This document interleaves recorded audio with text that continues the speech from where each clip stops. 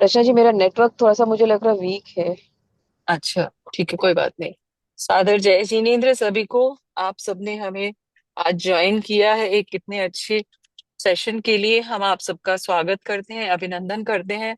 और हमारा लक इतना अच्छा है कि हमारे साथ एक युवा साथी जुड़े हैं, जो इतने युवा होते हुए भी ज्ञानवान, जैन धर्म को समझने वाले, उनके आचारों का पालन करने वाले और ज्ञान ध्यान को सिखाने में बहुत आगे रहने वाले हैं।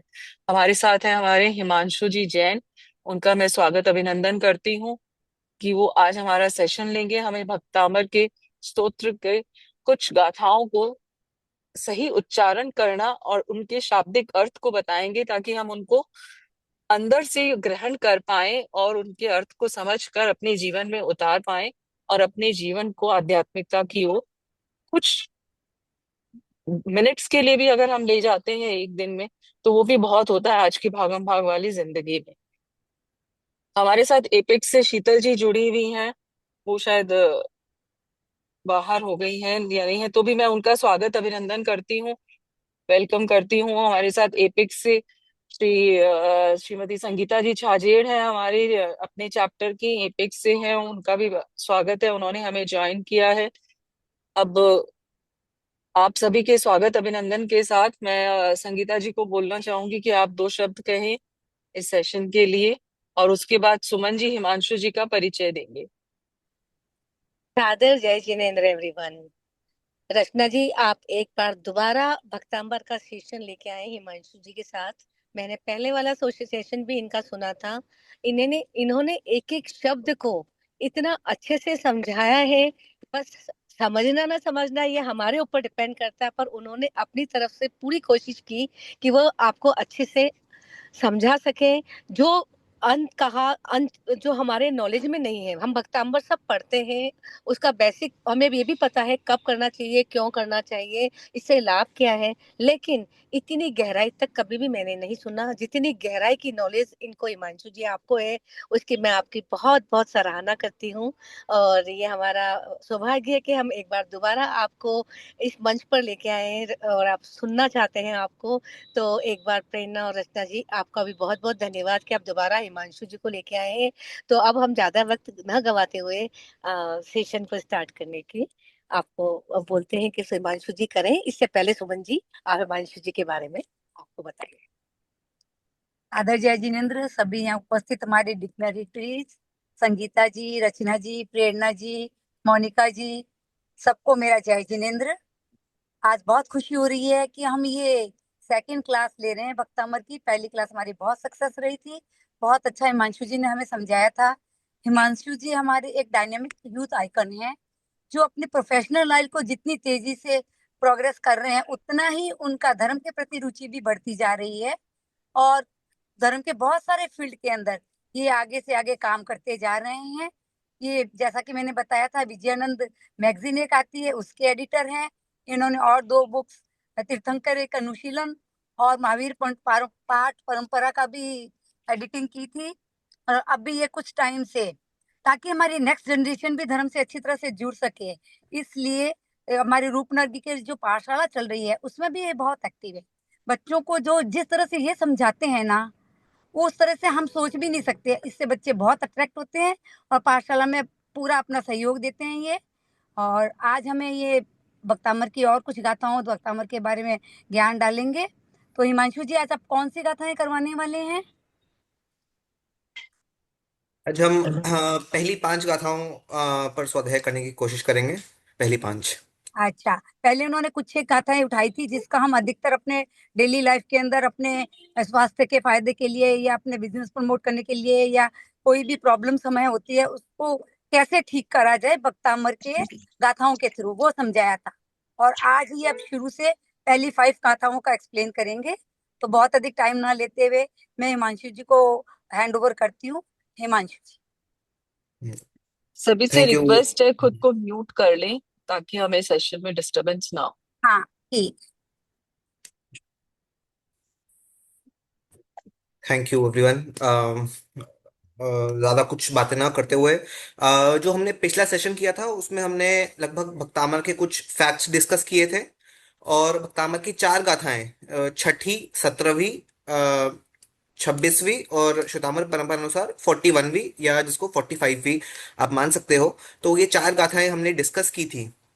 सबसे पहले हमारा मोटिव यही है कि भक्तामर के प्रति हमारा अहोभाव बढ़े, कि भक्तामर लिखने वाले ने कितनी क्या क्या कमाल भक्तामर लिख दी। ऐसा जब अहोभाव आएगा तब उसको बोलने में वो एक अलग ही आनंद आएगा। तो लास्ट टाइम हमने जो चीजें डिस्कस की थी वो मैं एक बार कोशिश करके थोड़ी सी रिपीट करूंगा स्टार्टिंग में, जस्ट एक बैकग्राउंड के लिए। तो सबसे पहले मैंने ये कहा था कि हमारा एक जैन शासन में, जैन धर्म में रूल है कि हम कोई भी ग्रंथ का स्वाध्याय करें, कोई भी सूत्र का स्वाध्याय करें, तो सबसे पहले उन सूत्र को लिखने वाले, उन सूत्र की रचना करने वाले ऐसे परम पूज्य आचार्य भगवंतों को जरूर हम याद करें, और इस भावना से याद करें कि आपने जिस भक्ति भाव से इस सूत्र को लिखा था, इस सूत्र को बनाया था, इस सूत्र को गाया था, वैसा ही भक्ति भाव मुझ में प्रकट हो। और जिस अर्थ के आशय से आपने भगवान की भक्ति की थी, मेरी बुद्धि यद्यपि उतनी नहीं है, मैं अपने पुरुषार्थ से उतना नहीं समझ सकता, फिर भी आपकी कृपा है, आपका अनुग्रह रहे तो मैं आपके बनाए और आपके लिखे हुए शब्दों को थोड़ा बहुत समझ सकूं। तो इसी भावना से सबसे पहले हम आचार्य भगवंत श्री मानतुंग सूरी जी महाराज को नमन करते हैं, वंदन करते हैं। हमने कुछ एक चीजें लास्ट टाइम डिस्कस की थी, वो जस्ट शॉर्ट में ब्रीफ करना चाहूंगा, और आई होप आप में से जिन्होंने ज्वाइन किया हुआ है प्रोबेबली उन्होंने पहली क्लास भी अटेंड की होगी। तो हमने डिस्कस किया था ये स्तोत्र कितना पुराना है। तो हमने ये डिस्कस किया था कि विक्रम की 7th सेंचुरी, या जिसको हम 7वीं शताब्दी है, 7th सेंचुरी, और आज है हमारी 21वीं शताब्दी, 21st सेंचुरी। तो लगभग आप समझ लीजिए 1400 साल पहले यह स्तोत्र लिखा गया था हमारे मानतुंग सुरेश्वर जी महाराज ने, 1400 ईयर्स पहले। तो हमें इस बात का गौरव होना चाहिए कि हमारे पूर्वाचार्यों ने एक ऐसे खजाने को सुरक्षित रखकर हम तक पहुंचाया है, जो 1400 सालों के बाद भी आज हमें अवेलेबल हुआ है। यह स्तोत्र किस पद का विस्तार है? यह स्तोत्र हम वंदन कर रहे हैं हमारे प्रथम तीर्थंकर युगादि देव श्री ऋषभदेव परमात्मा को, जो कि हम अरिहंत पद की अवस्था में उनको वंदन कर रहे हैं। और यह नवकार मंत्र में जो पहला पद है नमो अरिहंताणम, हम उसी पद का विस्तार है। अरिहंत परमात्मा को नमस्कार ही है भक्तामर, और क्या है? अरिहंत परमात्मा श्री ऋषभदेव परमात्मा को नमन है, उनका उनकी भक्ति है, उनको वंदन है। तो ये नमो अरिहंताणम पद का ही एक तरह से विस्तार है। फिर हमने डिस्कस किया था कि प्रायः ऐसे देखने में नहीं आता है कि भक्तामर जैसे या कोई सूत्र पे कोई मंदिर बने हुए हों, लेकिन भक्तामर एक ऐसा सूत्र है, स्तोत्र है, जिस पर आधारित भक्तामर मंदिर ऐसे कई जगह आपको दिख जाएंगे, श्वेतांबर परंपरा में भी, दिगंबर परंपरा में भी, कि भक्तामर मंदिर करके मंदिरों की संरचनाएं भी होती हैं। एवं श्वेतांबर मान्यता अनुसार आचार्य मानतुंग सुरेश्वर जी महाराज साहेब ने अन्य भी स्तोत्र लिखे थे, जिसके बारे में मैं एक बार आगे भी डिस्कस करूंगा शॉर्ट में। और लास्टली भक्तामर कौन से छंद में लिखा गया, तो यद्यपि हमें प्राय याद नहीं रहता है हमें, लेकिन ये छंद लिखा गया है वसंत तिलका छंद। कई बार जब आप किताबें खोलते हैं, भक्तामर देखते हैं, तो उसमें सबसे ऊपर लिखा होता है वसंत तिलका छंद। तो यह भक्तामर वसंत तिलका छंद में लिखा गया है। अब छंद की क्या खासियत है वो हमने शॉर्ट में डिस्कस किया था कि हर एक श्लोक लिखने का ना एक पैटर्न होता है। तो वसंत तिलका का पैटर्न ये है कि हर श्लोक की हर एक लाइन में 14 अक्षर होंगे। कितने? 14 अक्षर। तो हर एक गाथा में कितने होंगे? 14 इंटू 4 यानी कि 56 अक्षर एक गाथा में फिक्स हैं, एक फिक्स पैटर्न है। फिर हमने और इस छंद की बारे में खोजने की कोशिश की थी, तो हमने रियलाइज किया था कि आप देखेंगे तो सेकंड अक्षर जो है लगभग लगभग एक मिक्स होता है, जैसे अल्प आधा ल और प, फिर त्वद भक्ति आधा द और भ, यत कोकिल आधा त और क में ओ की मात्रा, तचारु आधा च और पूरा च। तो सेकंड अक्षर लगभग लगभग जो होता है वो एक मिक्स्ड होता है, एक आधा और एक पूरा, ये पैटर्न है। ऐसे ही अब देखेंगे ये जो नंबर का है, यानी 1 2 3 4 5 6 7 8, तो जो 7th है लगभग वो छोटा अक्षर है, जो 8th है वो बड़ा अक्षर है। ताम रीम धऊ का, ये बड़ी मात्राएं हैं और जो सेवंथ अक्षर है वो छोटा मिलेगा। तो इस तरह से इस सूत्र में, स्तोत्र में हर एक श्लोक में ऐसे पैटर्न्स हैं, क्योंकि ये वसंत तिलका छंद में लिखा गया है। और वसंत तिलका छंद संस्कृत में एक बहुत ही उत्कृष्ट छंद माना जाता है। इस छंद में इस पैटर्न से लिखना आसान नहीं है, लेकिन हमारे मानतुंग सुरेश्वर जी महाराज साहब आसान काम तो करने वाले थे ही नहीं। उन्होंने इतने मुश्किल छंद में, एक नहीं दो नहीं, 44 या 48 गाथाओं में इतने सुंदर रूप से हमारे आदिनाथ परमात्मा की स्तुति की। अब इसके आगे बढ़ते हुए, ये यहाँ तक हमने थोड़ा डिस्कस किया था। एक जो सबसे कॉमन क्वेश्चन आता है कि भक्तामर किस समय पढ़ना चाहिए, और प्राय करके हम यही सुनते हैं कि भक्तामर सुबह सुबह पढ़ना चाहिए। अब इसका रीजन जब हम पूछते हैं तो ऐसा कोई स्पेसिफिक यूजुअली रीजन नहीं मिलता। मैं भी जब छोटा था, मैंने भी गुरु भगवंत से पूछा कि महाराज जी भक्तामर किस समय पढ़ना चाहिए, तो जो मुझे उत्तर मिला वो मैं आपको बताना चाहता हूँ। मुझे उत्तर ये मिला कि जिस तरह से हर एक सूत्र के, हर एक स्तोत्र के अध्ययन के लिए कौन से आसन में बैठना चाहिए, कौन से परमात्मा के आगे करना चाहिए, किस भूमि पर करना चाहिए, इस तरह से हर एक स्तोत्र को पढ़ने का विधान होता है। आप कहें कि मैं कोई शुभ स्तोत्र पढ़ूंगा लेकिन से किचन में बैठकर पढ़ूंगा, तो क्या उससे शुद्धि आएगी? उससे शुद्धि नहीं आएगी, क्योंकि स्थान शुद्धि नहीं है या क्षेत्र शुद्धि नहीं है। इस तरह से, या आप कहें कि मैं गंदे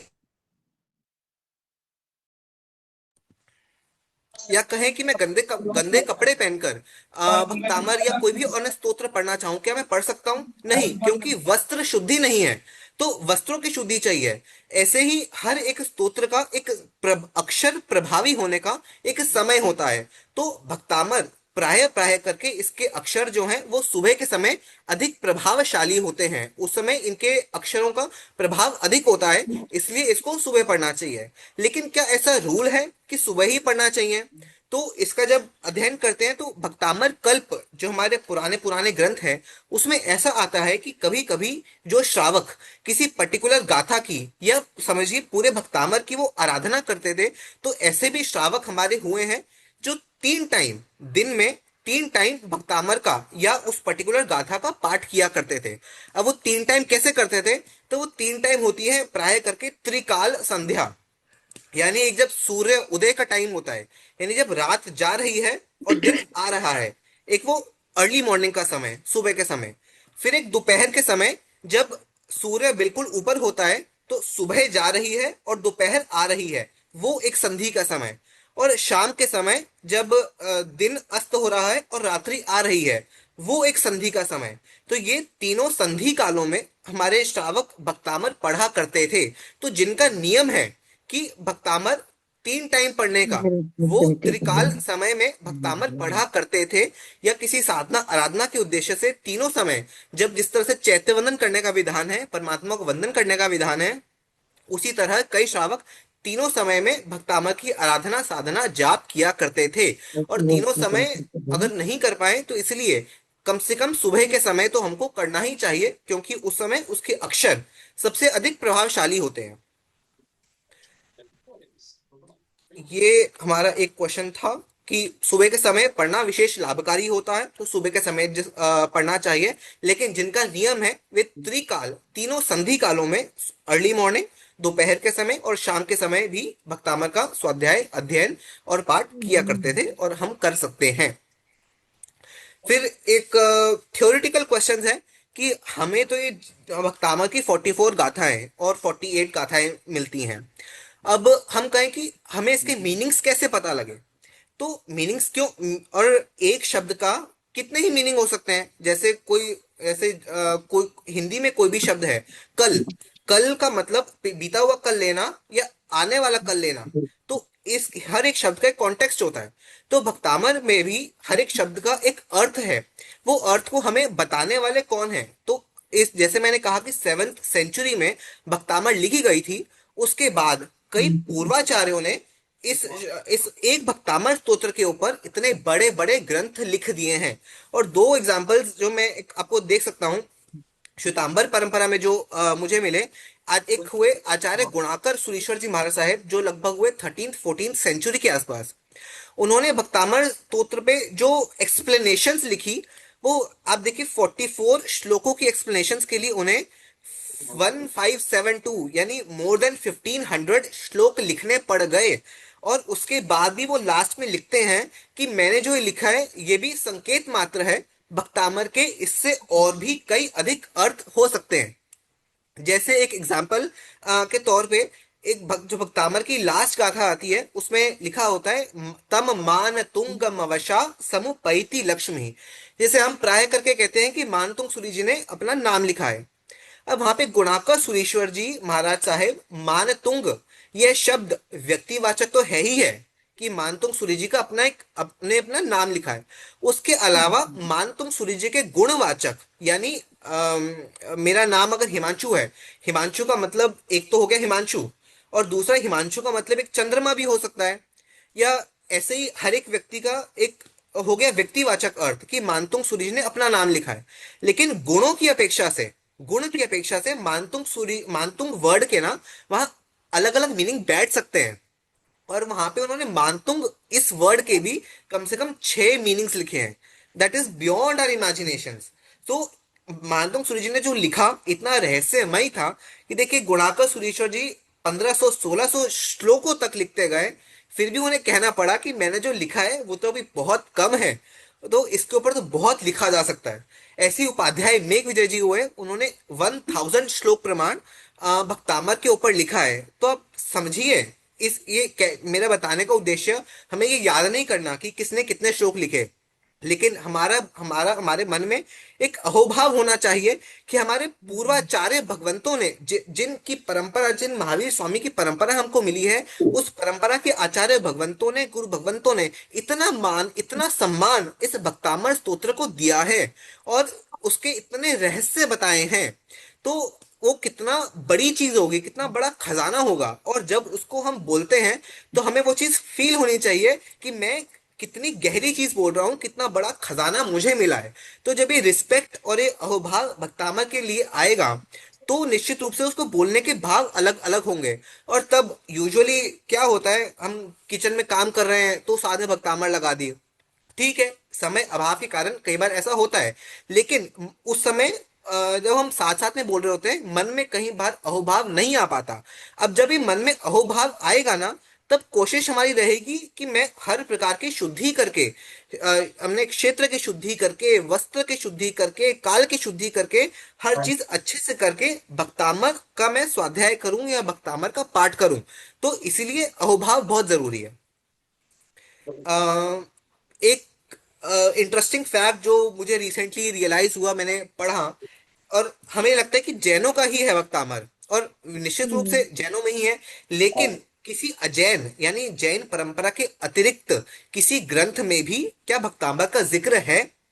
तो इसका आंसर आता है कि हिंदू परंपरा में भी ऐसे ग्रंथ हैं, जिसमें से एक बड़ा सा ग्रंथ है बृहद ज्योतिषार्णव, जिसमें ज्योतिष की काफी बातें हैं।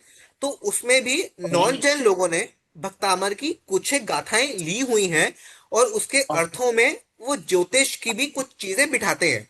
एग्जैक्टली क्या है वो मुझे नहीं पता, लेकिन मेरे लिए ये फैक्ट बहुत है कि भक्तामर की मान्यता मात्र जैनों में नहीं, अजैनों में भी है। और इस स्तोत्र के इसके श्लोक जो हैं इतने सुंदर हैं और इतने रहस्यमय हैं और इतने मंत्र गर्भित हैं कि अन्य परंपरा के संत, महंत, महर्षि भी इस स्तोत्र को इतना महत्व देते हैं।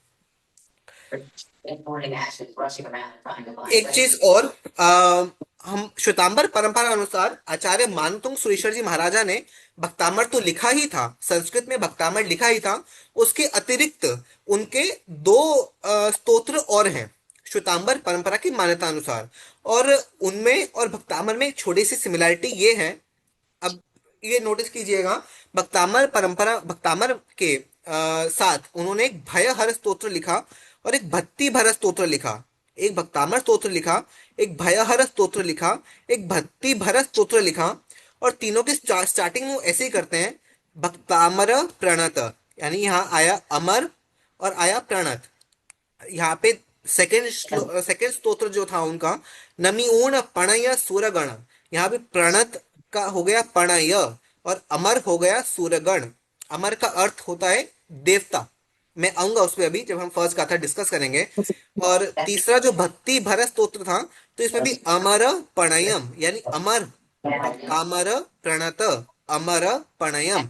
तो तीनों स्तोत्रों में जो जो मानतोंग सुरेश्वर जी महाराजा के हैं, वो तीनों स्तोत्रों की शुरुआत इसी तरीके से करते हैं, भक्तामर प्रणत नमियूण प्रणय सुरगण। यानी कि जो भक्त, जो देवता हैं, वो परमात्मा को नमन करते हैं। इससे वो अपने तीनों स्तोत्रों की शुरुआत करते हैं। ये भी एक इंटरेस्टिंग फैक्ट उनके स्तोत्रों में देखने में आता है। अब with this background let me start श्लोक नंबर 1 और 2। देखिए हर एक कोई श्लोक इंडिपेंडेंटली अर्थ किया जा सकता है, और कोई श्लोक दो में या तीन के जोड़ों में समझा जाता है। तो भक्तामर के जब अर्थ करते हैं ना, तो फर्स्ट और सेकंड ये दोनों श्लोक लगभग इकट्ठा पढ़ेंगे तो ही हमें उसके अर्थ क्लियर होंगे। तो मेरी रिक्वेस्ट ये है कि अभी हम जैसे डिस्कस करेंगे, तो एक पहला और दूसरा ये दोनों एक दूसरे के पूरक हैं, सिर्फ एक का अर्थ नहीं किया जा सकता। फर्स्ट और सेकंड जो श्लोक है उनके अर्थ हमें इकट्ठे करने पड़ेंगे।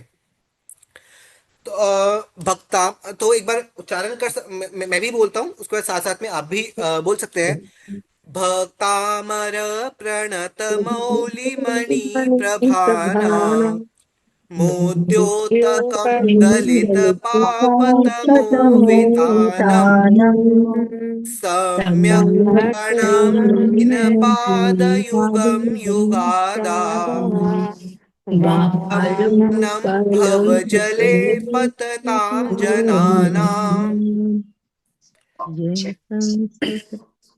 उसके बाद आते हैं तो पहला श्लोक, सबसे एक कॉमन जो मिस्टेक होती है, जो हमने पहले भी डिस्कस किया था, कई लोग बोलते हैं भक्तांबर, भक्तांबर। तो भक्तांबर ब शब्द नहीं है। और क्यों नहीं है, जब हम इसकी मीनिंग करेंगे तब हमें रियलाइज होगा। भक्तामर क्या तोड़ेंगे क्या, इस एक शब्द में दो शब्द है, एक है भक्त और एक है अमर। और जब अमर को अब अंबर कर देते हैं, अंबर का मीनिंग क्या होता है, जैसे हम कहते हैं श्वेतांबर या दिगंबर। तो श्वेतांबर में अंबर का मतलब होता है वस्त्र, श्वेत वस्त्र, या दिगंबर यानी दिक, और अंबर यानी दिशाएं ही जिसके वस्त्र हैं। ऐसे अंबर का अर्थ होता है वस्त्र।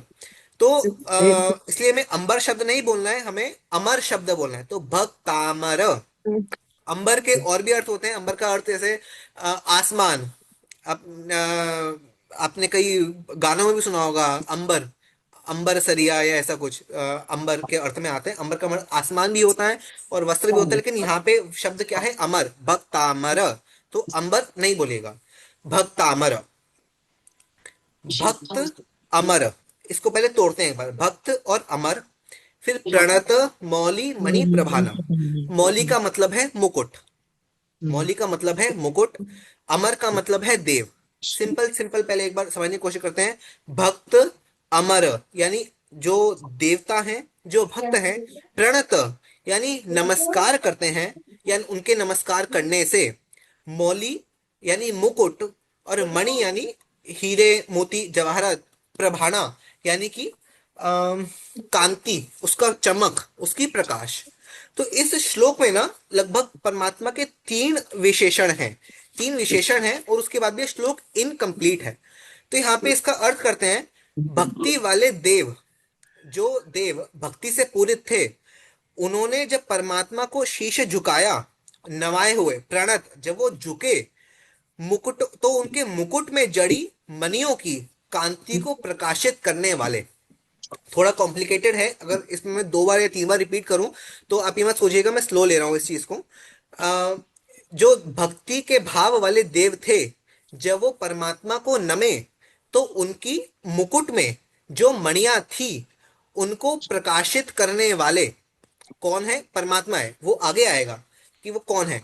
तो देवताओं के मुकुट की मणियों को प्रकाशित करने वाले। तो यहाँ पे ये चीज है कि अब ऐसे इमेज है, इमेज में आप नॉर्मल देखेंगे तो कि परमात्मा को जो देव है वो नमस्कार कर रहे हैं, और परमात्मा के चरण की ऐसी शाइनिंग है, ऐसी तेज है, ऐसी कांति है कि उससे देवों के जो मुकुट हैं वो चमक रहे हैं। तो के कई सारे इंटरप्रिटेशंस हैं, जिसमें मैं भी आऊंगा। एक बार पहले सिंपल अर्थ करते हैं, फिर उसके बाद मुद्योतकम दलित पाप तमोवितानम। पाप यानी कि पाप हम समझते हैं, तम यानी कि अंधकार, वितानम यानी कि समूह, गहरे अंधकार को। तो यानी पाप रूपी गहरे अंधकार को दलित, यानी इस कहते हैं ना दलना, पीसना, नाश करना। तो दलना यानी जिन्होंने अंधकार को नाश कर दिया है या नाश करने वाले। मुद्योतकम यानी कि प्रकाशित करने वाले। ये ऊपर की लाइन से भी कनेक्टेड है और नीचे की लाइन से भी कनेक्टेड है। मुद्योतकम यानी उद्योत, उद्योत यानी कि प्रकाश, रोशनी। तो ये ऊपर की लाइन से भी कनेक्टेड है कि मुकुट की मणियों को प्रकाशित करने वाले, और नीचे से कि पाप रूपी अंधकार को खत्म करके रोशनी करने वाले। और फिर थर्ड लाइन आ रही है, सम्यक प्रणम्य जिन पाद युगम युगादा बालंबनम भव जले पतताम जनाना। यहाँ पे एक एक वर्ड का सम्यक यानी सम्यक प्रकार से, इसकी भी कुछ इंटरप्रिटेशन है, हम अभी डिस्कस करेंगे। प्रणम्य यानी नमन करके, जिन पाद युगम, जिन यानी जिनेश्वर परमात्मा, हमारे अरिहंत परमात्मा। युगम यानी कि जोड़ा, युगम कहते हैं जोड़े को। तो युगल, युगल जिसमें आपने आपने आपने सुना होगा कि तीसरे आर्य में युगल हुआ करते थे। तो युगल में युग यानी कि जोड़ा। तो पाद युगम यानी आपके पैरों की जोड़ी को। फिर युगादा वालंबनम भव जले। यहाँ पे युगादा के बाद देखिए डैश है, फिर है वालंबनम। वास्तव में युगादा वालंबनम एक ही शब्द है, इसमें संधि हुई है, दो शब्दों की संधि हुई है। एक है युगादौ, युगादौ, और एक है आलम्बनम। आलम्बन यानी कि सहारा, आलम्बन यानी कि सहारा। और युग आदौ, युग यानी युग की आदि, आदि ऋषभ देव परमात्मा को हम आदिनाथ परमात्मा भी कहते हैं। क्यों क्यों क्योंकि आदि का मतलब होता है पहला, यानी आदि के मतलब शुरुआत। तो क्योंकि वो पहले तीर्थंकर थे, शुरुआती तीर्थंकर थे, हम उनको आदिनाथ परमात्मा कहते हैं। आदि का मतलब होता है पहला। अब यहाँ पे वो कह रहे हैं युगादा, यानी युग की आदि में, यानी युग की शुरुआत में। आलम्बनम, तो ये जो व है वो एक्चुअली एग्जिस्ट ही नहीं करता, ये दो शब्दों की संधि हो गई, दो शब्द मिल गए तो ये तीसरा शब्द आ गया। युगादौ आलम्बनम, यानी आलम्बन यानी सहारा, सहारा किसको? भव जले, भव यानी इस संसार को, संसार को कह लो, और जले यानी पानी। तो कहते हैं संसार रूपी सागर में, पतताम यानी गिरते हुए, जनानाम यानी लोगों को। तो लास्ट लाइन का मतलब है कि संसार रूपी सागर में गिरते हुए लोगों के लिए जो आलंबन स्वरूप है, जो सहारा स्वरूप है, ऐसे परमात्मा के चरण युगल को, यानी चरणों के जोड़े को वंदन करके, वंदन करके, यहाँ पे इसका अर्थ समाप्त हो जाता है कि वंदन करके। अब जो सेकंड गाथा है वो वंदन करके क्या, वो सेकेंड गाथा में इसका मीनिंग है। इसलिए मैंने कहा कि ये जो फर्स्ट गाथा है इसका इंडिपेंडेंट मीनिंग कंप्लीट नहीं होता, वो सेकेंड गाथा के साथ हम पढ़ते हैं। तो इस समरी करें तो इसमें परमात्मा के मुख्यतः तीन विशेषण हैं, या तीन बातें जो परमात्मा के लिए कही गई, परमात्मा कैसे हैं। तो पहला अमर, यानी कि भक्त अमर, यानी जो देव भक्त हैं उनके झुके हुए मस्तक की मणि को प्रकाशित करने वाले। दूसरा पाप रूपी अंधकार के समूह को दलने, नाश करने वाले। तीसरा इस संसार रूपी सागर में गिरते हुए लोगों के लिए आलंबन स्वरूप। ऐसे तीन गुणों से युक्त जिनेश्वर परमात्मा के चरण युगल में सम्यक प्रणाम करके, अब वो सम्यक प्रणाम करके मैं क्या कर रहा हूं वो आगे आएगा। अब इस बारे में थोड़ा सा एक डिस्कशन करें तो एक दो बातें हैं। सबसे पहले जब हम संसार में भी कोई काम करते हैं, हम पहले मंगल करते हैं। जैसे हमारे से कोई फंक्शंस होते हैं, हम क्या करते हैं, पहले लैंप लाइटिंग होता है, राइट, या दीप प्रज्वलन होता है। हम क्यों करते हैं, हम लैंप लाइटिंग क्यों करते हैं या दीप प्रज्वलन क्यों करते हैं, या किसी की फोटो के आगे हार क्यों चढ़ाते हैं? हम ये मानते हैं कि इस कार्यक्रम में यदि कोई विघ्न आने वाला हो तो उसके लिए स्टार्टिंग में ही हम ऐसा मंगल करते हैं। कभी दीप जलाते हैं, कभी कोई नारियल फोड़ता है, कभी कोई माला चढ़ाते हैं, तो वो क्या करते हैं, हम एक तरह से मंगल करते हैं कि हम अपने कार्यक्रम की शुरुआत कर रहे हैं, तो उसके कार्यक्रम के सबसे शुरुआत में हम ये अच्छा काम कर रहे हैं, इससे हमारा जो कार्यक्रम में विघ्न है वो नहीं आएगा। तो शास्त्रों में इसको कहा गया है द्रव्य मंगल। इसको कहा गया है द्रव्य मंगल, जो हम अपने रोजमर्रा के जीवन में करते हैं, नारियल फोड़ना, दीपक जलाना, हार चढ़ाना। अब हमारे शास्त्रकार भगवंत कहते हैं कि शास्त्रकार भगवंत कोई भी हो, कोई भी ग्रंथ आप देखेंगे, भले श्वेतांबर परंपरा, दिगंबर परंपरा में प्राय करके कोई भी ग्रंथ होगा, सबसे पहले वो क्या करते हैं, मंगल करते हैं। इसका प्रैक्टिकल उदाहरण हम ले तो प्रवचन। प्रवचन में गुरु भगवंत सबसे पहले मंगलाचरण करते हैं, राइट। नवकार मंत्र बोलते हैं, परमात्मा को नमस्कार करते हैं, गुरु को नमस्कार करते हैं, और उसके बाद अपना प्रवचन चालू करते हैं। क्यों क्यों करते हैं? उनका प्रवचन ही तो परमात्मा की भक्ति है, उनका प्रवचन परमात्मा की वाणी ही तो है। फिर भी वे स्टार्टिंग में क्या करते हैं, वे मंगलाचरण करते हैं या मंगल पाठ करते हैं स्टार्टिंग में। क्यों? क्योंकि एक ऐसा विश्वास है कि परमात्मा का नाम लेने से एक भाव मंगल होता है कि मैं जो काम करने जा रहा हूं वह सफल सफल और सफल होगा। तो जो मानतुंग सुरेश्वर जी महाराज साहब इस भक्तामर स्तोत्र को रच रहे हैं, तो पहली दो गाथाएं मंगल स्वरूप हैं। पहली दो गाथाएं मंगल स्वरूप हैं। मैं एक बार श्लोक 2 पे आता हूं। श्लोक 2 में वो यहाँ पे संकल्प कर रहे हैं, लास्ट लाइन में, आपको मैक्सिमम लोगों को पता है, स्तोष्ये किला हमपि तम प्रथमम जिनेन्द्रम। स्तोष्ये, स्तोष्ये यानी मैं अब स्तवन करूंगा। किसका? प्रथमम जिनेन्द्रम, प्रथम जिनेन्द्र का मैं स्तवन करूंगा। तो वो सेकंड गाथा में बता रहे हैं कि अब मैं करने वाला हूं, अब मैं करूंगा। तो ये पहली जो दो गाथाएं हैं वो एक भाव मंगल स्वरूप हैं। क्यों? क्योंकि इस भक्तामर स्तोत्र की रचना यूं तो परमात्मा के लिए ही की गई है, फिर भी अपने संकल्प को दोहराने के लिए कि मैं ये अच्छा काम करने जा रहा हूं, और वो परमात्मा के अनुग्रह से वह काम अच्छा हो, निर्विघ्न हो, उसके लिए मंगल किया जाता है। तो जैसे हम अपने संसार में द्रव्य मंगल करते हैं, आचार्य हमारे शास्त्रकार भगवंत भाव मंगल करते हैं, परमात्मा को नमस्कार करके, अपना संकल्प दोहराकर कि मैं यह करने वाला हूं। तो ये जो पहली दो गाथाएं हैं, ये पहले दो श्लोक हैं, वो मंगल स्वरूप भी हैं। उसके अलावा अब इसमें कई सारी ऐसी चीजें, जब मैं कई चीजें पढ़ता हूँ मुझे लगता है कि इतनी मुश्किल चीजें हैं, या अपने 1 2 3 4 बार पढ़ने से समझ आती है, तो मैं भी कैसे एक्सप्लेन कर पाऊंगा। मैं फिर भी कुछ एक चीजें कोशिश करता हूँ। अब पहली लाइन पे हम बात करें, भक्तामर प्रणत मौली मणि प्रभाना।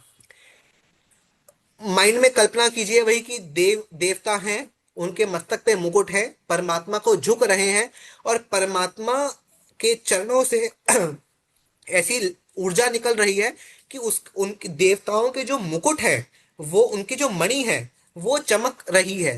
अब इससे हमें क्या संदेश देना चाह रहे हैं हमारे मानतुंग सुरेश्वर जी महाराज साहेब? तो इसकी कई सारी इंटरप्रिटेशंस हैं। पहला, हम अपने भीतर में देखें, हमारे माइंड में किसका महत्व ज्यादा है, मुकुट का महत्व ज्यादा है या परमात्मा के चरण का महत्व ज्यादा है? मानतुंग सूर्य जी महाराज कहते हैं कि मणि की जो चमक है ना, वो भी फीकी है। मणि की चमक, मुकुट के मणि की चमक भी फीकी है। मस्तक के मुकुट की मणि की शोभा भी कब हो रही है? जब परमात्मा के नाखून नाखून में भी, पैरों के नाखून में भी इतनी रिफ्लेक्शन है कि उनके मस्तक की जो मणि है वो चमक रही है। तो इसलिए हमें क्या सोचना है, या हमारे लिए क्या थॉट्स हैं इसके लिए, कि हमारे मन में किसकी शोभा ज्यादा है? हमारे संसार में जो हमको रत्न है, सोना है, चांदी है, हमारे लिए वो ज्यादा महत्वपूर्ण है, हमको वो ज्यादा चमकदार लगता है, या हमें परमात्मा के चरण वो ज्यादा चमकदार लगते हैं? तो ये हमें अपने लिए इंट्रोस्पेक्ट करना है। दूसरा, यहाँ पे वो एक सबसे पहले शुरुआत करते हैं देवी देवताओं से या देवों से। इसका कारण क्या? क्योंकि लौकिक दृष्टि से, यानी इस संसार में प्राय करके हर कोई देवी देवताओं से इंस्पायर्ड होता है, अट्रैक्टेड रहता है कि जो देवता के पास कितनी शक्तियां हैं। तो मानतुंग सुरेश्वर जी महाराज साहब पहली लाइन में क्लियर कर देते हैं कि देवता भी, जो भक्त देवता हैं, वो उनके लिए आराध्य कौन है? उनके लिए आराध्य परमात्मा है।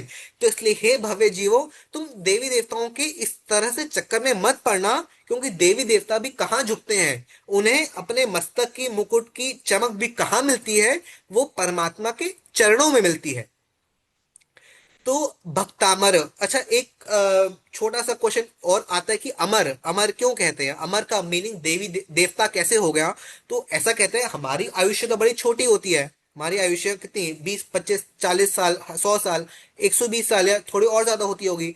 देवताओं की आयुष्य लंबी लंबी बहुत लंबी होती है, और इसलिए ऐसा माना था कि इंसान मरते जाते हैं लेकिन देवता नहीं मरते हैं, इसलिए देवताओं को अमर कहा जाता है। अमर का मतलब ये नहीं होता कि कभी मरते नहीं, अमर का मतलब ये होता है कि उनकी आयुष्य बहुत लंबी है, इसलिए देवताओं को अमर कहा जाता है। इस लॉजिक से हमें ये याद रहेगा कि भक्त अमर यानी भक्त देवी देवता। ओके, और अब सेकंड लाइन पे आते हैं एक बार। दलित पाप तमो विताणम, परमात्मा जो है वो पाप रूपी अंधकार को दलने वाले हैं, पीसने वाले हैं।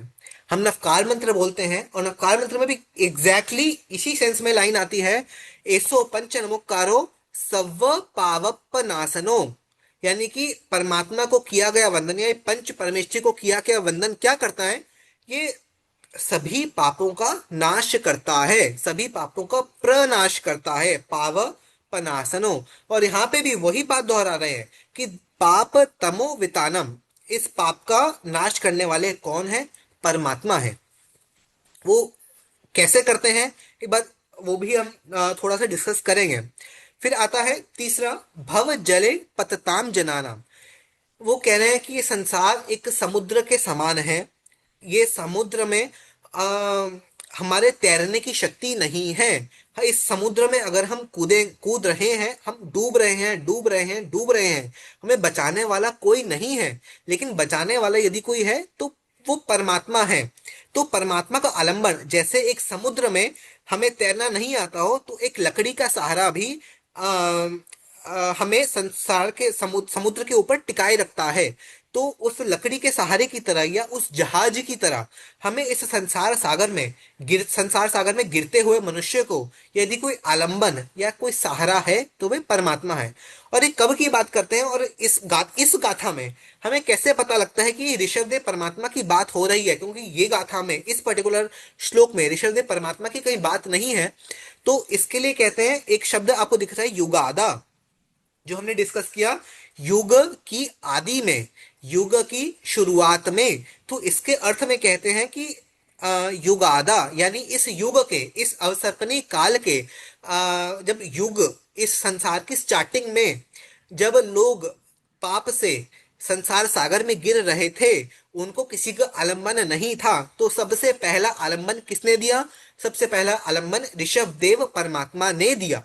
तो युगादौ, युग की आदि में, इस अर्थ यहां भी उन्होंने ऋषभदेव परमात्मा का ही हिंट दिया है कि युग की आदि में संसार रूपी सागर में गिरते हुए लोगों को परमात्मा ने अपना आलंबन दिया।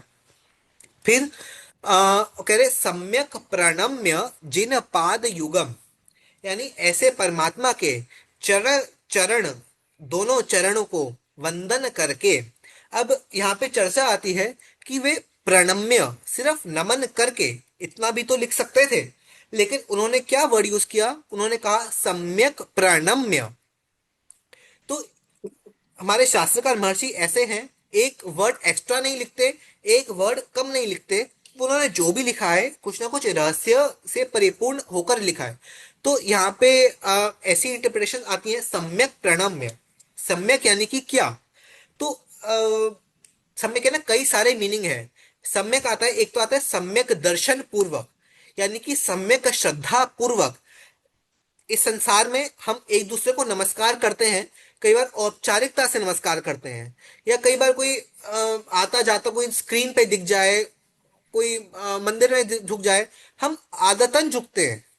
हम ये सामने परमात्मा है, परमात्मा के गुण क्या है उसका कुछ चिंतन नहीं करते हैं। जैसे बचपन से हमको सिखाया गया कि परमात्मा है तो झुक जाओ, परमात्मा है तो झुक जाओ। तो हमारे में वो जो झुकना है ना, वो आदतन हो गया है। वो परमात्मा के गुणों का स्मरण करके हम नहीं झुक रहे हैं, हम आदतन झुक रहे हैं कि परमात्मा है, हमसे बड़े हैं, तो चलो झुक जाओ। वो यहाँ कह रहे हैं सम्यक प्रणम्य, यानी कि सम्यक श्रद्धा पूर्वक। अब आदतन नहीं झुक रहा मैं सम्यक, मैं समझ पूर्वक झुक रहा हूं, क्योंकि मैंने परमात्मा के गुणों को अब समझ लिया है, इसलिए सम्यक प्रणम्य। उसके बाद एक आता है सम्यक का एक अर्थ होता है संकल्प पूर्वक, यानी मैं ये सोच के झुक रहा हूं कि मैं परमात्मा के आगे झुकूंगा। और क्यों झुकूंगा? क्योंकि मुझे आपकी भक्ति करनी है। तो यानी सम्यक से संकल्प, यानी और एकाग्रता, कि मैं कंसंट्रेशन पूर्वक, मेरे इस दिमाग में अब परमात्मा के अलावा और कुछ भी चिंतन नहीं चलेगा, ऐसी कंसंट्रेशन पूर्वक मैं प्रणाम करके परमात्मा के चरणों में आगे आगे ये भक्तामृत स्तोत्र की रचना कर रहा हूं। तो इस तरह से इस पूरे श्लोक में परमात्मा के तीन जो विशेषण है, तीन बातें कही। पहला, देवता रूपी भक्तों के नमाए हुए मुकुट की मणि को चमकाने वाले। दूसरा, पाप रूपी अंधकार का नाश करने वाले, दलन करने वाले। तीसरा, इस संसार रूपी सागर में गिरते हुए मनुष्यों के आलंबन स्वरूप ऐसे तीर्थंकर परमात्मा के चरण रूपी जो दोनों चरण हैं, उनको वंदन करके, सम्यक रूप से वंदन करके मैं आगे ये रचना कर रहा हूं।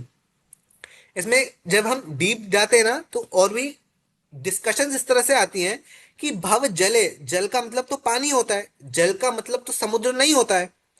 तो यहाँ पे जल क्यों लिखा? जब हम बाकी गाथाएं देखते हैं, वक्तुम गुणान गुण समुद्र, वहां पे तो उन्होंने समुद्र शब्द का इस्तेमाल किया है, यहाँ पे तो समुद्र नहीं लिखा है, यहाँ पे जल लिखा है। ऐसा क्यों? तो वहां पे बहुत जो अध्यात्म की डिस्कशंस आती हैं, वहां पे ये कहते हैं कि भव जले, परमात्मा तो यह कह रहे हैं संसार रूपी सागर तो, भव यानी कि संसार, यानी जन्म और मरण बार बार कॉन्टिन्यूसली चल रहा है। संसार रूपी सागर तो खराब है ही है। जले यानी जैसे सागर की एक बूंद, जल यानी कि सागर की एक बूंद, तो ऐसे संसार के सागर की एक बूंद भी हमारे लिए खतरनाक है। यानी राग और द्वेष के छोटे छोटे एक निमित्त भी हमारे लिए खतरनाक है। जैसे संसार रूपी एक बूंद भी खतरनाक है, तो संसार का जो सागर है वो तो कितना खतरनाक होगा, और हम पल पल ऐसे संसार सागर में डूब रहे हैं। तो यहाँ पे इसलिए भव सागर, भले व्यवहारिक रूप से हम भव सागर बोल देते हैं कि इस लाइन का अर्थ भव सागर है, बट डीप डिस्कशन में यहाँ पे है कि जल का अर्थ तो सागर की एक बूंद है, क्योंकि वो हमें ये उपदेश दे रहे हैं कि छोटे से छोटा निमित्त हम हर काम करने से पहले छोटे सोचें कि यह मुझे संसार से तिराने वाला है या संसार में और डुबाने वाला है। तो पूरा का पूरा संसार तो डुबाने वाला ही है, लेकिन एक एक एक छोटी सी चीज भी हमको डुबाने वाली है कि तिराने वाली है। उस यदि ये वो एक छोटी सी चीज भी हमको डुबाने वाली है, तो संसार का सागर हमको डुबा ही ले जाएगा, इस भाव से। तो मैं जस्ट आपको इसीलिए हिंट्स दे रहा हूं। आप जब गुरु भगवंतों से इसके बारे में और व्याख्याएं सुनेंगे, इसकी बहुत बहुत बहुत सारी व्याख्याएं हैं। जिस तरह से हमने कहा कि इतने बड़े बड़े श्लोक को प्रमाण ग्रंथ लिखे गए हैं, वो ऐसे नहीं लिखे गए, हर एक शब्द को खोलकर उन्होंने दिया है। तो ऐसा हमारा ये पहला भक्तामर का पहला श्लोक है, और इसके अंत कर रहे हैं सम्यक रूप से नमन करके मैं। वहां उसके बाद फिर चालू होता है श्लोक 2। इसमें किसी को श्लोक कोई दो का क्वेश्चन है? उच्चार नहीं, आप पहले सारे श्लोक्स के उच्चारण सहित हम इसको पढ़ लें और इसका सारा भावार्थ बता दें, फिर अंत में किसी को कुछ पूछना होगा या ठीक अपना है। कुछ अगर एग्जाम्पल देना होगा कि उनको स्वाध्याय से कैसा महसूस होता है, तो हम फिर वो श्योर एक कनेक्टिविटी बनाते हैं सबके साथ। तो हम श्योर दूसरे श्लोक की ओर बढ़ते हैं। Sure sure, okay. ओके। दूसरा श्लोक आप भी अपने साथ उच्चारण कर सकते हैं। यह संस्तुतः सकल वाङ्मय तत्त्वबोधा दोद्भूत बुद्धि पटुभिः सुरलोकनाथैः स्तोत्रैर्जगत्त्रितय चित्तहरैरुदारैः स्तोष्ये केलाहमपि तं प्रथमं जिनेन्द्रम्। अब यहाँ पे वो मैंने लास्ट लाइन का मीनिंग थोड़ा थोड़ा आपको बता दिया कि मैं स्तोष्य यानी स्तोत्र की रचना कर रहा हूँ या स्तवना कर रहा हूँ। किसकी? प्रथमम जिनेन्द्रम। रेड वाले मैंने मार्क इसलिए किया कि ये हमको जल्दी इजीली बैठ जाएंगे। हमको ये जब हम श्लोक बोले तो कम से कम हम इतना तो याद रहे कि प्रथमम जिनेन्द्रम, और हम लोक भाषा में प्रथमम जिनेन्द्रम यानी पहले जिनेश्वर हमारे आदिनाथ परमात्मा, उनकी भक्ति के लिए स्तोष्य है, स्तवना स्तवना करने के लिए मैं रच रहा हूं। अब इसका वर्ड बाय वर्ड थोड़ा सा मीनिंग हम देखें। ये भी थोड़ा सा एक बार समझने की कोशिश करें। यह सस्तुतः, यह यानी कि जिन, जिन की, जिनकी हमने ऊपर बात की, जैसे हिंदी में कहते हैं ना जो या जिनकी या उनकी, तो इसलिए यह लिंक है पिछले वाले श्लोक से कि हमने जिन 3 क्वालिटीज की बात की उनके लिए संस्तुतः यानी सम्यक प्रकार से स्तुति, सकल वांग्मय तत्व बोधा। वांग्मय का एक अर्थ क्या, इजी अर्थ हम कहते हैं शास्त्र, आगम शास्त्र, परमात्मा की वाणी। सकल वांग्मय यानी परमात्मा की जितनी वाणी है या जितने शास्त्र हैं, जितने ग्रंथ हैं, तत्व बोधा उनके अध्ययन से जो तत्व का बोध उत्पन्न हुआ है, यानी जो सही समझ उत्पन्न हुई है। तुदभूत बुद्धि, उद्भूत यानी उत्पन्न, उससे जो बुद्धि उत्पन्न हुई है। पटु भी यानी कुशल यानी कि अच्छी बुद्धि। फिर सुर लोकनाथई, सुर जो हम प्राय करते हैं देवलोक, सूर्य यानी कि देव और लोक यानी देवलोक, नाथई यानी देवलोक के इंद्र, देवलोक के इंद्र। अभी तक हमने क्या किया, यह सस्तुतः जिनकी स्तुति की है, सभी शास्त्रों के तत्व बोध से उत्पन्न, बुद्धि में कुशल, ऐसे देवलोकों के इंद्र द्वारा। स्तोत्रैर जगत त्रितय चित्त हरैरुदारैः, स्तोत्रैः यानी कि स्तोत्रों के द्वारा, जगत त्रितय यानी कि जो हम कहते हैं कि ये 3 लोक यानी कि ऊर्ध्वलोक, अधोलोक और मध्यलोक। अधोलोक यानी अधो यानी नीचे, अधोलोक कहते हैं नरक को, मध्यलोक कहते हैं जिस पृथ्वी पर हम हैं, मध्यलोक जहां पे मनुष्य और तिर्यंश हैं प्राय, और ऊर्ध्वलोक कहते हैं जहां पे ऊपर का यानी जहां देवता हैं। तो ऐसे 3 लोकों के चित्त हरई हृदय, चित्त कहते हैं मन को, इसीलिए हृदय को, दिल को, मन को, हरई हृदय यानी कि उदार रूप से हरण करने वाले। जैसे हम कहते हैं ना ये चीज तो मेरे को बहुत पसंद आ गई है, इसने मेरा दिल तो वहीं लग गया है, तो इसने मेरे चित्त का हरण कर लिया है, यह मेरे मन मोहक हो गया है। मनोहर यानी मन का हरण करने वाला, तो ऐसे कह रहे हैं कि चित्त का हरण करने वाले। फिर कह रहे स्तोष्ये किला हमपि तम, किल कहते हैं निश्चित रूप से, इस किला हम अपी इसको आप 3 भाग में समझें, किल, अहम और अपी। अहम यानी हो गया मैं, अहम यानी कि मैं, जिनको भी संस्कृत भाषा का थोड़ा आइडिया होगा, अहम यानी कि मैं, अपी यानी कि भी। किल अहम अपी यानी निश्चित रूप से मैं भी उन पहले जिनेश्वर की स्तवना करूंगा, स्तोत्र से रचना करूंगा। तो यहाँ पे वो कह रहे हैं कि जिन गुणों की बात मैंने पिछले श्लोकों में कर ली, ऐसे तीर्थंकर परमात्मा या ऐसे पहले तीर्थंकर की भक्ति किस किसने की है। वो कहते हैं कि समूचे शास्त्र, इस जगत में जिन शास्त्रों जो भी शास्त्र हैं उनके अध्ययन से जो तत्व की बुद्धि या सही और गलत की समझ उत्पन्न होती है, ऐसी अच्छी बुद्धि वाले सुर लोकनाथ है यानी देवता लोक भी जिनकी स्तोत्रों के द्वारा भक्ति करते हैं। और वो स्तोत्र कैसे हैं कि 3 लोगों के जगत का चित्त हरने वाले हैं, यानी कि इतने सुंदर सुंदर शब्दों से परमात्मा की स्तवना करते हैं। जैसे दिगंबर परंपरा में हमारे यहाँ इसी कहते हैं कि जो इंद्र होता है वो परमात्मा की 1008 विशेषणों से भक्ति करता है। इसी श्वेतांबर परंपरा में शक्र स्तव नमुत्थनम, जिसको हम कहते हैं कि सौधर्मेंद्र परमात्मा की स्तवना करता है, वो अलग अलग परमात्मा की विशेषण से। वो यहाँ पे वो कह रहे हैं कि अच्छे से अच्छा व्यक्ति यानी ज्ञानी से ज्ञानी व्यक्ति और इंद्र से इंद्र महाराजा भी ऐसे अच्छे अच्छे शब्दों से आपकी स्तवना करते हैं, तो निश्चित रूप से मैं भी उन पहले जिनेश्वर की स्तवना करूंगा। ये उसका एक सिंपल सा मीनिंग हो गया। अब यहाँ पे भी कुछ जो थॉट्स हमारे लिए वो देखे जाते हैं, वो ये कहते हैं कि सकल वांग्मय, वांग्मय यानी शास्त्र, सकल वांग्मय, तो जितने शास्त्रों के अध्ययन से तत्व बोध, पहली बात हम कहें कि हम शास्त्र पढ़ रहे हैं या शास्त्र सुन रहे हैं, उनसे हमारे अंदर तत्व बुद्धि उत्पन्न हुई क्या? जब गणधर भगवंत, जब गणधर यानी कि जैसे मतलब महावीर स्वामी जी के पहले गणधर गौतम स्वामी जी जब उनकी दीक्षा लेते हैं, दीक्षा के बाद परमात्मा से सबसे पहले पूछते हैं भगवान किम तत्तम, यानी भगवान तत्व क्या है? तो भगवान को उपदेश देते कि हे गौतम, ये तत्व है। तो बेसिक हमारी समझ क्या है, तत्व क्या है, आत्मा क्या है, संसार क्या है, वह जो समझ है वह तत्व बोध। तो कहते हैं सबसे पहले शास्त्रों के अध्ययन से हमारे अंदर तत्व बोध होना चाहिए। फिर अगर सही तत्व बोध होगा तो हमें कहाँ लेके जाएगा? वो हमें अहंकार की ओर नहीं लेके जाएगा, क्योंकि जिन्होंने भी सही तत्व का बोध पाया है वो अहंकार से शून्य होकर कहाँ लग गए? वो परमात्मा की स्तवना में लग गए। तो जिन्होंने सभी शास्त्रों का निचोड़ पाया, तो ये कह रहे कि जितने शास्त्र हैं उनसे जो बुद्धि उत्पन्न हुई है उनका निचोड़ क्या? उनका निचोड़ है परमात्मा की भक्ति।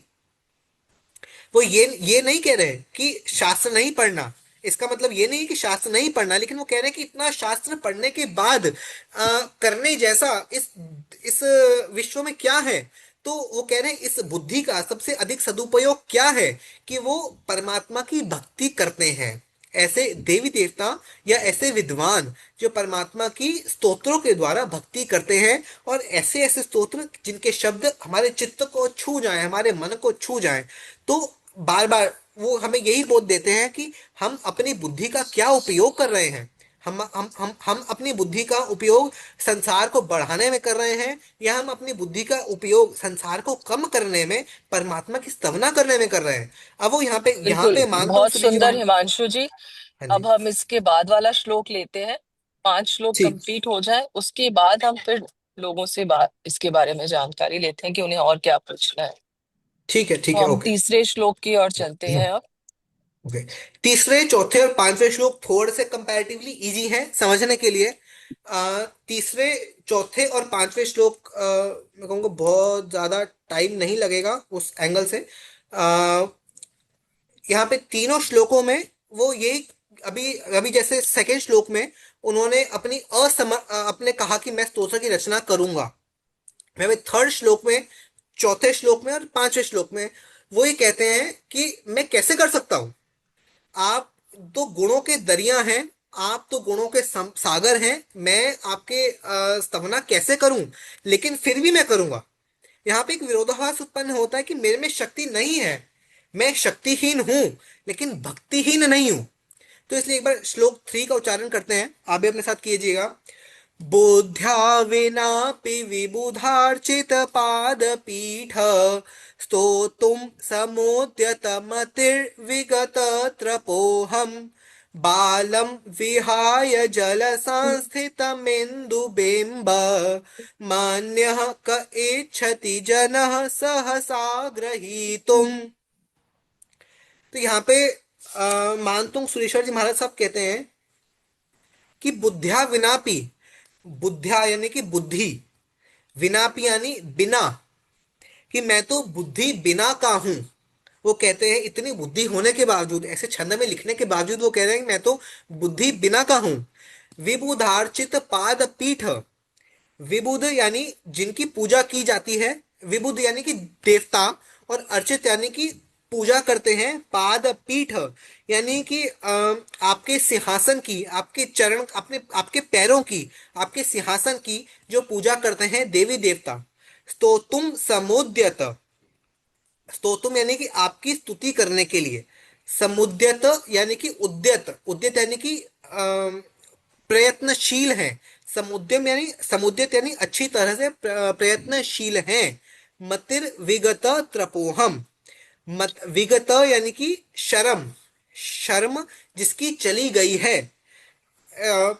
इसका मीनिंग नेक्स्ट की 2 लाइन से क्लियर होगा।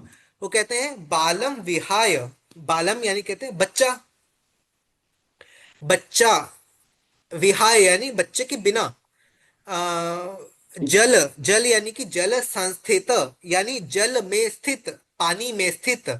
मिंदु, मिंदु म पिछले वाले के साथ है, यहाँ वर्ड है इंदु, इंदु कहते हैं चांद को। बिंब यानी कि छाया, परछाई। मन्यः क इच्छति, जनः, जनः सहसा ग्रहीतुम, सहसा यानी कि बिना विचारे, ग्रहीतुम यानी कि ग्रहण करने, ग्रहण करने के लिए। तो यहाँ पे परमात्मा को एक यहाँ पे एक बहुत छोटा सा उदाहरण देते हैं। वो कहते हैं, जैसे आप फोटो में देखेंगे, एक बच्चा है और बच्चा समुद्र की तरफ बढ़ रहा है। समुद्र में उसको चांद की परछाई दिख रही है। अब वो बच्चा जो है वो चांद की परछाई देखकर जल में वो अपना हाथ पानी की तरफ बढ़ाता है कि मुझे चांद पकड़ना है। तो ये तो बाल चेष्टा हुई। क्या चांद कभी पानी में उतर सकता है? नहीं। लेकिन बच्चा क्या करता है? बच्चा सभी शर्म और सभी लज्जा छोड़कर उस पानी की तरफ बढ़ता है। बच्चे को नहीं परवाह कि मुझे कोई रोकेगा, कोई टोकेगा, कोई क्या कहेगा, लेकिन वो बच्चा आगे बढ़ता है उस पानी की तरफ कि मैं वो चांद खींच लूं, मैं वो चांद अपनी तरफ खींच लूं। लेकिन हालांकि वो नहीं खींच पाता है, वो अलग बात है, लेकिन फिर भी वो प्रयत्नशील रहता है कि मैं पानी में जिसकी परछाई पड़ रही है ऐसे चांद को मैं खींच लूं। तो वो कहते हैं कि ऐसे, ऐसी चेष्टा बच्चे के अलावा कौन करता है? कोई भी नहीं करता। तो मैं भी अपनी चेष्टा ये कर रहा हूं कि आप तो, मतलब आप तो पंडितों के द्वारा पूजित हैं, आप तो देवी देवताओं के द्वारा पूजित हैं, वो आपको इतनी सुंदर सुंदर विशेषणों से भक्ति करते हैं, लेकिन मैं तो बुद्धि बिना का हूं, फिर भी मैं कोशिश आपकी भक्ति की जरूर करूंगा। तो इसलिए यहाँ पे वो ये उदाहरण दे रहे हैं कि अगेन, बच्चा पानी की तरफ बढ़ रहा है, बच्चे को पानी में चांद की परछाई दिख रही है। बालम विहाय, बच्चे के बिना ऐसा कौन करेगा? क्या? जल संस्थित, पानी में स्थित। इंदु बिंब यानी ये चांद की परछाई। जनः सहसा ग्रहीतुम, सहसा यानी कि बिना सोचे, ग्रहीतुम यानी कि ग्रहण करने के लिए आगे बढ़ रहा है। स्तोतुम समुद्यत मतिर विगत त्रपोहम, यानी कि मैं भी अपनी शर्म और लज्जा, यहाँ पे वो बच्चे से ये प्रेरणा ले रहे हैं कि जिस तरह से बच्चा बिना लज्जा के, बिना शर्म के उसकी तरफ आगे बढ़ता है, मैं भी यद्यपि बुद्धि बिना का हूं, फिर भी मैं आपकी स्तंभना के लिए आगे बढ़ूंगा। तो ये है हमारा तीसरा तीसरा श्लोक। और इसी लाइन पे आप देखेंगे चौथा श्लोक और पांचवा श्लोक, वो भी इसी लाइन पे है। चौथे श्लोक में एक बार उच्चारण करते हैं। वक्तुं गुणान् गुणसमुद्र शशांक कांतान्, कस्ते क्षमः सुरगुरु प्रतिमोऽपि बोध्या, कल्पान्तकालपवनोद्धतनक्रचक्रम्, को वा तरीतुमलमम्बुनिधिं भुजाभ्याम्। कल्पांत काल कह रहे हैं, कल्पांत काल, कल्पांत काल यानी प्रलय काल, तूफान के समय में। पवनोद्धत, जब वायु यानी हवा इतनी तेज से बह रही है कि प्रलय काल हो रहा है। नक्र चक्र कि मगरमच्छ का समूह, नक्र चक्रम कह रहे हैं मगरमच्छ का समूह। तरी तुमल मम्बु निधिम भुजाभ्याम, इसको दो शब्दों में या तीन शब्दों में तोड़े तो कह ले तरीतु, तरीतु कह रहे तैरने को। अलम यानी कि असमर्थ, नहीं, पॉसिबल, नॉट पॉसिबल। अंबु या इनकेपेबल, नॉट केपेबल इनफ। अंबु निधिम यानी कि समुद्र में। भुजाभ्याम यानी कि भुजा यानी बाजू। तो वो कह रहे हैं कि जब प्रलय काल हो रहा है, जब आंधी तूफान अपने जोरों पर है, ऐसे समय में समुद्र में जब इतना वेग प्रचंड बह रहा है, इतनी उथल पुथल है, ऐसे ऐसे समय में मगरमच्छ भी उस पानी में ऊपर की तरफ ही तैर रहे हैं। मगरमच्छ अंदर नहीं है, मगरमच्छ भी पानी के ऊपर ही आ रहे हैं। ऐसे समय में कोई सोचे कि मैं ये समुद्र अपनी भुजाओं से तैरकर पार कर लूं, क्या ऐसा करना शक्य लगता है? नहीं लगता है। वो कह रहे हैं ऐसा अशक्य है कि ये पॉसिबल नहीं है कि तूफान के समय में मैं इस जल को पार करना होता कर भी लूं, लेकिन एक तो तूफान का समय, ऊपर से मगरमच्छ। तो यहाँ पे एक सिमिली दे रहे हैं, उपमा दे रहे हैं कि कि ऐसी सिचुएशन की कल्पना कर रहे हैं कि ऐसी सिचुएशन में क्या तैरना पॉसिबल है। तो कह रहे हैं कि वही भुजाओं में इतनी ताकत नहीं हो सकती कि इतने बड़े समुद्र को मगरमच्छ के बीच प्रलय काल में वो तैर लें। तो वो यहाँ पे कहते हैं वक्तुम गुणान गुण समुद्र। हे परमात्मा, वक्तुम यानी कहने के लिए, गुणान गुण समुद्र, गुण यानी कहने के लिए गुण, और गुण समुद्र यानी कि एक दो तीन चार ये नदी नहीं, आप गुणों के समुद्र हैं, आप में अथाह गुण है। तो शशांक कांतान, चंद्र, शशांक यानी कि चंद्र, कांतान यानी कि उसकी मनोहर, उसकी कांति के युक्त, उसकी चमक के युक्त, कस्ते क्षमः, कह यानी कस्ते यानी कौन व्यक्ति ही, क्षमा यानी कि समर्थ है, सूर्य गुरु प्रतिमोपी, सूर्य गुरु प्रतिमोपी कह रहे हैं देवताओं के गुरु, देवताओं के गुरु भी बुद्धि द्वारा, बुद्धिया यानी कि बुद्धिया पिछले गाथा में भी आया था, इस गाथा में भी आया है, बुद्धिया यानी कि बुद्धि। तो कह रहे हैं कि देवताओं के गुरु भी, आपकी देवताओं के गुरु भी अपनी बुद्धि से आपके गुणों का बखान करने में सक्षम नहीं है। तो आप गुणों के सागर हैं, आप तो चांद जैसे मनोहर हैं। देवताओं के गुरु भी अपनी बुद्धि से आपके गुणों का बखान करने में सक्षम नहीं है।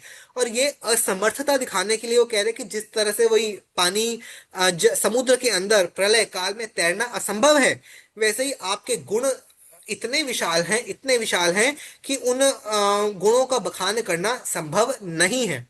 और किसके लिए संभव नहीं है? वो कह रहे मेरे लिए तो छोड़ो, सूर्य गुरु यानी देवताओं के गुरु, गुरु प्रतिमो भी बुद्धिया, यानी देवताओं के गुरु, गुरु जिसको लौकिक रूप में कहते हैं बृहस्पति, बृहस्पति जिसको देवताओं का गुरु कहा जाता है, वो भी अपनी बुद्धि से, अपनी बुद्धि से समर्थ नहीं है। यहाँ पे वो ये हिंट कर रहे हैं कि अपनी बुद्धि से नहीं, आपकी कृपा से ही ये संभव होगा। और दूसरा क्योंकि मैं अपनी अपना वो अहंकार को छोड़ रहे हैं कि मैं नहीं कर सकता हूं, कोई भी अपनी बुद्धि से नहीं कर सकता, आपकी कृपा से ही ये होगा। तो पिछले वाले श्लोक में उन्होंने कहा, एग्जाम्पल दिया, जिस तरह से बच्चा चांद की परछाई को पकड़ने के लिए आतुर होता है, वो लोगों की हंसी का पात्र बनता है, लेकिन फिर भी वो शर्म छोड़कर आपके वो करता है, मैं भी शर्म छोड़कर बढ़ रहा हूं, मैं भी अपनी शर्म छोड़कर आपकी स्तुति करूंगा। और यहाँ पे फिर वो वही बात कहते हैं कि आप तो गुणों के समुद्र हैं, आपके गुणों की स्तवना करना नेक्स्ट टू इम्पॉसिबल है। कैसा इम्पॉसिबल है कि कोई इस तरह से समुद्र में नहीं तैर सकता, वैसे ही मैं भी नहीं कर सकता। फिर आता है श्लोक 5। श्लोक 5 में भी वो अपनी असमर्थता दिखाते हैं। यह उनकी असमर्थता एक्चुअल की असमर्थता नहीं है, वो उनकी लघुता है, उनका छोटापन है, और परमात्मा के प्रति विनय और भक्ति है कि भाई मेरा सामर्थ्य नहीं है, लेकिन फिर भी मैं कोशिश जरूर करूंगा। तो यहाँ पे वो कह रहे हैं, अब इसका उच्चारण करते हैं, सोहम तथापि तव भक्तिवशान् मुनीश कर्तुं स्तवं विगत शक्तिरपि प्रवृत्तः प्रीत्यात्मवीर्यमविचार्य मृगो मृगेन्द्रं नाभेति किं निज शिशोः परिपालनार्थम्। इसमें उच्चारण के लिए लास्ट टाइम मैंने एक चीज कही थी, संस्कृत में अ का उच्चारण होता है, होता है, होता है। हम हिंदी में अ का उच्चारण भूल जाते हैं। जैसे कोई हम हिंदी में नाम लेते हैं राहुल, राहुल ल में हम अ की मात्रा पे फोकस नहीं करते हैं, राहुल, तो राहुल नहीं बोलते, हम राहुल बोलते हैं। लेकिन संस्कृत में हमें अ का उच्चारण करना होता है, तो मुनीश, मुनीश नहीं, मुनीश, विगत, विगत यानी कि अ की मात्रा प्रॉपर हम बोलते हैं संस्कृत में।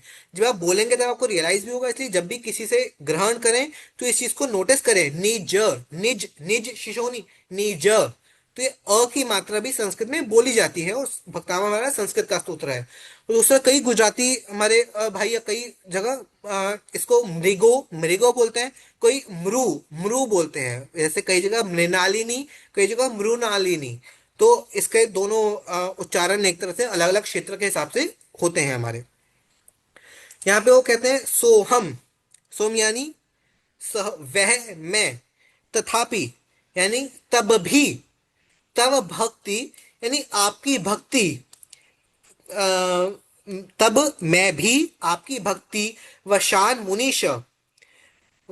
मुनीश यानी कि भक्ति के वश में होकर, भक्ति के आपकी भक्ति से प्रेरित होकर, बार बार वो कहते हैं कि मैं शक्तिहीन हूं लेकिन भक्तिहीन नहीं हूं, इसलिए हम अपनी शक्ति के अनुसार, जो हमारी शक्ति है हम उस अनुसार कार्य करें। कह रहे हैं भक्तिहीन नहीं हूं, मैं आपकी भक्ति के वश में होकर। मुनीश अगेन परमात्मा का विशेषण है, मुनियों के ईश यानी मुनियों के द्वारा भी पूजित, मुनियों के स्वामी, मुनियों के राजा, ऐसे मुनीश।